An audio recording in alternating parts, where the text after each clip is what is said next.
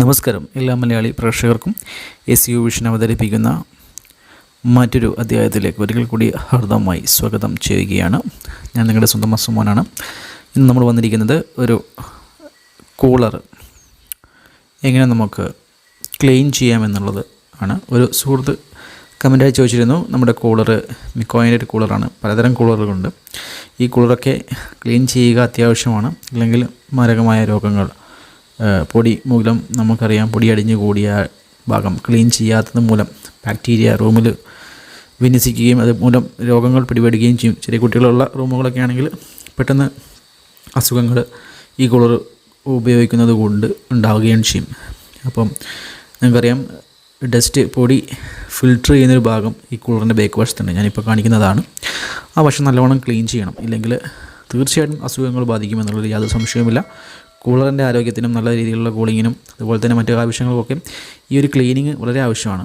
നമുക്കറിയാം, ഇതൊരു ഫിൽറ്ററാണ്. ഈ ഫിൽറ്ററിൻ്റെ ഉള്ളിലൊരു ഹണി കോബ് ഉണ്ട്. അതും നമുക്ക് ക്ലീൻ ചെയ്യേണ്ടതുണ്ട്. അത് നമുക്ക് ഈ ഫിൽറ്റർ പുറത്തേയുള്ള ഈ ഫിൽറ്റർ ഒന്ന് ക്ലീൻ ചെയ്തെടുക്കണം. അതിൻ്റെ ബാക്കിലുള്ള 4 സ്ക്രൂ അഴിച്ച് ഇതിനെ നമുക്ക് പുറത്തെടുക്കേണ്ടതുണ്ട്.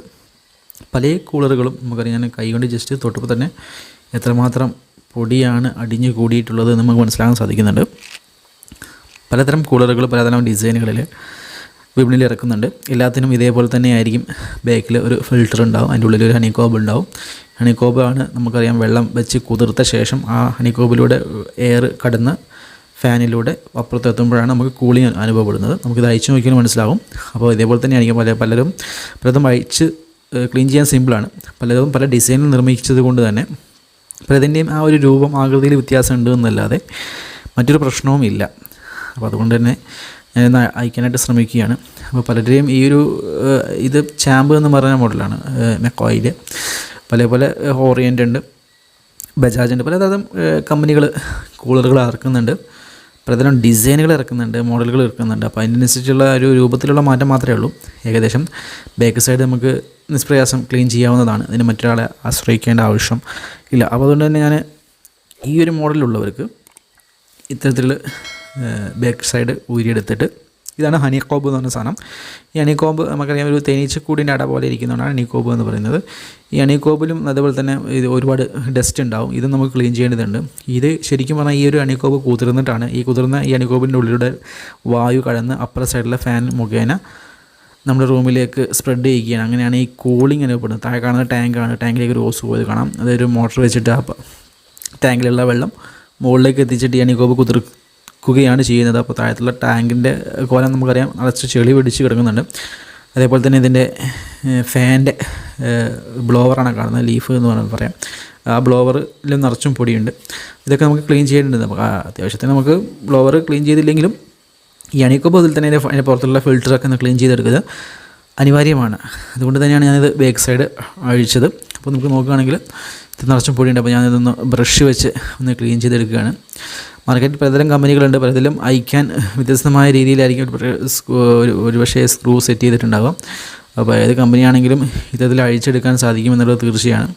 ടാങ്ക് അഴിക്കണമെങ്കിൽ ഈ കൂളർ ഫുൾ അഴിച്ചാൽ മാത്രമാണ് എനിക്ക് ഇതിൻ്റെ ടാങ്ക് അഴിക്കാൻ കഴിയുള്ളൂ. അതുകൊണ്ട് തന്നെ ഞാൻ ഇതിൻ്റെ ഉള്ളിലൂടെ താഴത്തെ ടാങ്കിലേക്ക് ഒന്ന് കടത്തി അവിടെ നിന്ന് നനഞ്ഞ തുണി കൊണ്ട് തുടച്ചെടുക്കാനായിട്ട് ശ്രമിക്കുകയാണ്. അല്ലാതെ മൊത്തത്തിൽ അഴിക്കാൻ കുറച്ച് കോംപ്ലിക്കേഷൻ ആയതുകൊണ്ട് തന്നെ ഞാൻ മൊത്തത്തിൽ അഴിക്കുന്നില്ല. അതിൽ വലിയ ഒരു പൊടിയും കാര്യങ്ങളൊന്നും ഇല്ലാത്തതുകൊണ്ട് ഞാൻ മൊത്തത്തിൽ അയക്കുന്നില്ല. അതുകൊണ്ട് തന്നെ എന്തെങ്കിലും കംപ്ലയിൻ്റ് ഉണ്ടെങ്കിൽ മാത്രം നമ്മൾ മൊത്തത്തിൽ അയക്കേണ്ട ആവശ്യമുള്ളൂ. അപ്പോൾ ക്ലീൻ ചെയ്യുന്ന ആയതുകൊണ്ട് ഞാൻ അതിൻ്റെ ഉള്ളിലൂടെ കൈ കടത്തി താഴത്തെ ടാങ്ക് ഒന്ന് ക്ലീൻ ചെയ്തെടുക്കാനാണ് ഉദ്ദേശിക്കുന്നത്. അപ്പോൾ അതിന് മുന്നോടിയായിട്ട് നമ്മൾ ബ്രഷ് വെച്ചിട്ട് നല്ലോണം ഇതിൻ്റെ ബ്ലോവറൊക്കെ ഒന്ന് ബ്രഷ് കൊണ്ട് ഇങ്ങനെ വരച്ച് അതിൻ്റെ പൊടിയൊക്കെ ഒന്ന് മാറ്റി വൃത്തിയാക്കുന്ന ഒരു പരിശ്രമത്തിലാണ്.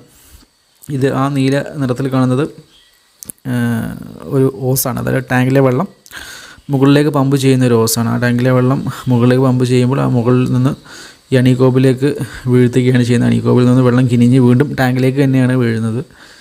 ഈ ഒരു പ്രക്രിയ നിരന്തരമായി നടന്നുകൊണ്ടിരിക്കുകയാണ് ചെയ്യുന്നത്. ഇതാണ് ഈ കൂളറിൻ്റെ ഒരു കൂളറുകൾ കൊണ്ടുള്ള അതിൻ്റെ ഒരു പ്രക്രിയ. അതിൻ്റെ ഉള്ളിൽ നടക്കുന്ന പ്രക്രിയ സിമ്പിളാണ്. അല്ലാതെ നമ്മുടെ വെള്ളം നീരാവിയാക്കി അതല്ലെങ്കിൽ ബാഷ്പീകരിച്ചിട്ടൊന്നുമല്ല നടത്തുന്നത്. സിമ്പിളാണ്. ഈ നനഞ്ഞ ഹണിക്കോബിൻ്റെ ഉള്ളിലൂടെ നമ്മുടെ വായുവിനെ കടത്തിവിടുന്നു. അപ്പോൾ അതിൽ ആ വായുവിൽ ഒരു പക്ഷേ ജലകണികകൾ അപ്പുറത്തേക്ക് തള്ളുമ്പോൾ ഉണ്ടാകാതെ കൊണ്ട് നമുക്കൊരു കൂളിംഗ് അനുഭവപ്പെടുന്നു. അല്ലാതെ എ സിയുമായിട്ട് ഇതിന് യാതൊരു ബന്ധവുമില്ല.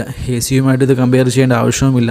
എ സി വേറെ, കൂളർ വേറെ. പലരും എ സിയുടെ കൂളിംഗ് കിട്ടുമെന്നൊക്കെ ചോദിക്കാറുണ്ട് ഷോപ്പിൽ വന്നാലൊക്കെ.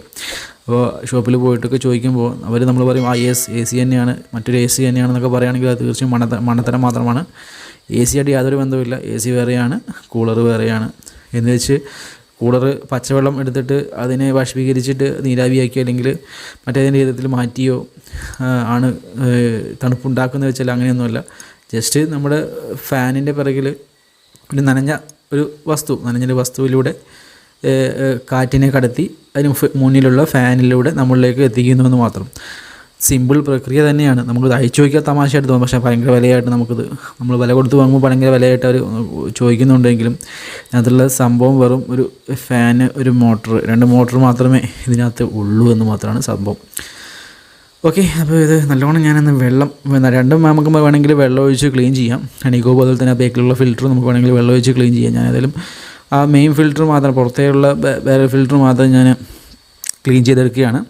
നിങ്ങൾക്ക് നിങ്ങളുടെ വീട്ടിലും ഇതേപോലെ ഇത് ക്ലീൻ ചെയ്തെടുക്കാവുന്നതാണ്. മൊത്തത്തിലൊന്ന് പൊടി തട്ടുന്ന ഭാഗമായിട്ട് അതിൻ്റെ റൊട്ടേഷൻ സൈഡിൽ, അതായത് നമ്മൾ ഈ ഭാഗത്തിലൂടെയാണ് എയർ പുറത്തേക്ക് നമ്മളിലേക്ക് എത്തിക്കുക. അപ്പോൾ ആ ഭാഗത്തും നമുക്കറിയാം പുറത്തേക്ക് തള്ളുന്ന ആ ഭാഗത്ത് ഉള്ള ആ ഒരു ലീഫിലൊക്കെ നല്ലപോലെ പൊടിയുണ്ട്. നമുക്കറിയാം എയറിനെ അതിൻ്റെ ദിശ നിയന്ത്രിക്കുന്നത് ഈ ഒരു ഭാഗത്ത് നിന്നാണ്. നമുക്ക് ഏതൊരു ദിശയിലേക്കാണ്, നമ്മുടെ റൂമിൻ്റെ ഏതൊരു ഭാഗത്തേക്കാണ്, അതല്ലെങ്കിൽ റോട്ടിസറി എന്ന് പറയുക, റൊട്ടേഷൻ അല്ലെങ്കിൽ ആ രീതിയിൽ ഏതെങ്കിലും ഭാഗത്തേക്ക് ഇതിൻ്റെ കാറ്റിനെ എത്തിക്കാൻ വേണ്ടിയിട്ട് നിയന്ത്രിക്കുന്ന ഒരു ചാലകം മാത്രമാണ് ഇപ്പോൾ ഈ കാണുന്നത്.